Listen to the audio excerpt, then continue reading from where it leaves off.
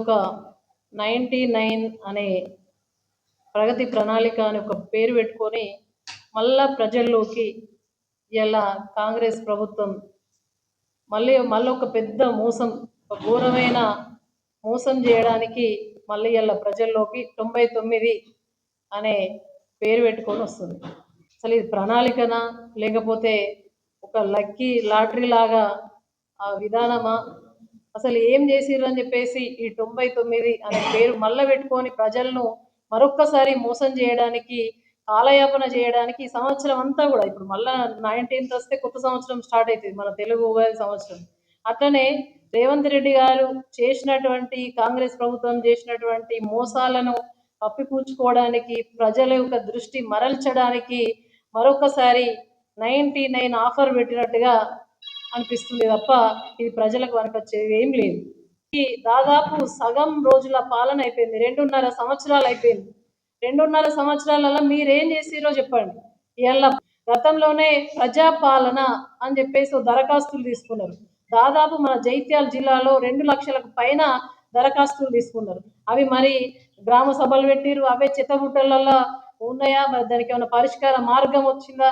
ఏమి కూడా లేదు. మరి రెండోసారి మళ్ళీ గ్రామ సభలలో మళ్ళీ వార్డు సభలు పెట్టి మళ్ళీ పెట్టారు. ఇప్పటికీ 2 సార్లు మరి ప్రజాపాలన పేరిట దరఖాస్తులు తీసుకున్నారు. దానికి ఏమైనా పరిష్కార మార్గం చూపించిరా? లేదనంటే పేపర్ల పేరిట ప్రచార ఆర్భాటమే ఎక్కువ తప్ప దాంట్లో ఎటువంటి చిత్తశుద్ధి లేనటువంటి స్కీమ్ ఇది.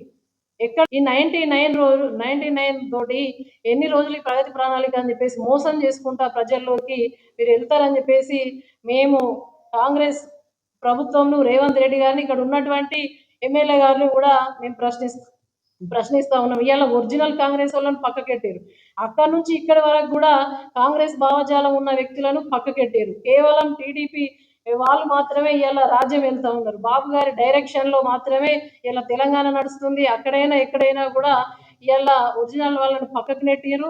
వాళ్ళ ముసుగులో అవినీతి పెచ్చరిల్లుతుంది. ఇక్కడ ఏ డిపార్ట్మెంట్లో చూసుకున్నా, ఎక్కడ చూసినా కూడా నాకెంత నీకెంత అని చెప్పేసి అవినీతిమయమైపోయింది తప్ప ప్రజలకు మాత్రం పరిష్కార మార్గం మాత్రం దొరకలేదు.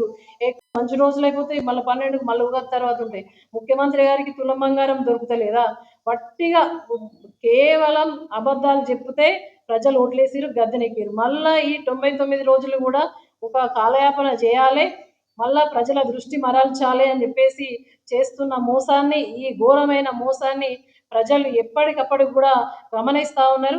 ఇలా ప్రజా కంటక పాలనను నడిపిస్తూ ఉన్నారు తెలంగాణలో, కానీ జైత్యాల నియోజకవర్గంలో కూడా అదే నడుస్తూ ఉంది. గ్రామాల్లో రేవంత్ రెడ్డిని మళ్ళొక్కసారి మేము జైత్యాల నియోజకవర్గ ప్రజలందరూ కూడా అవస్థ పడుతూ ఉన్నారు, వాళ్ళు ఇబ్బంది పడుతూ ఉన్నారు. ఇలా ఎమ్మెల్యేని గెలిపించుకుంటే బీఆర్ఎస్ పార్టీ బీఫామ్ మీద వాళ్ళు అండ్లకు పోయిన తర్వాత నువ్వు ముఖ్యమంత్రి ఉన్నప్పుడు, పిసిసి అధ్యక్షుడు ఉన్నప్పుడు ఏం చెప్పినావు? ఎవరన్నా పార్టీ మారితే మీరు రాళ్ళ బట్టి సంపూర్రి, ఆ కోడిగుడ్ల బట్టి సంపూర్రి, టమాటాలు పెట్టి సంపూర్రి అని చెప్పేసి కొట్టుండ్రి అని చెప్పినావు. ఇప్పుడు ఎవరిని కొట్టుమంటావు? ఇలా స్పీకర్ గారు కళ్ళకు గంతలు కట్టుకున్నారా అని చెప్పేసి అడుగుతా ఉన్నాం. అసలు నీ పథకాల సంగతి అట్లున్నది, నువ్వు ప్రజాస్వామ్యాన్ని అపహాస్యం చేసుడు ఇట్లున్నది. అంటే రాబోయే భవిష్యత్ తరాలకు ఇట్లా రాజకీయం చెయ్యుర్రి అని నేర్పుతున్నారా మీరు? అంటే ఒక పార్టీలోకి వెళ్ళి ఇంకో పార్టీలోకి వెళ్ళి నీ దగ్గర తీసుకుంటావు, పూల బొకేలు తీసుకుంటావు, స్వాగతాలు అన్నీ బరోబరే. మరి బండలు పట్టుకుంటూ రాళ్ళ పట్టుకుంటూ ఎవరిని కొట్టుడు? ఇలా ముఖ్యమంత్రిని కొట్టుడా, మరి ఎమ్మెల్యేని కొట్టుడా, ఎవరిని కొట్టుడు? ప్రతిదీ కూడా మోసమే.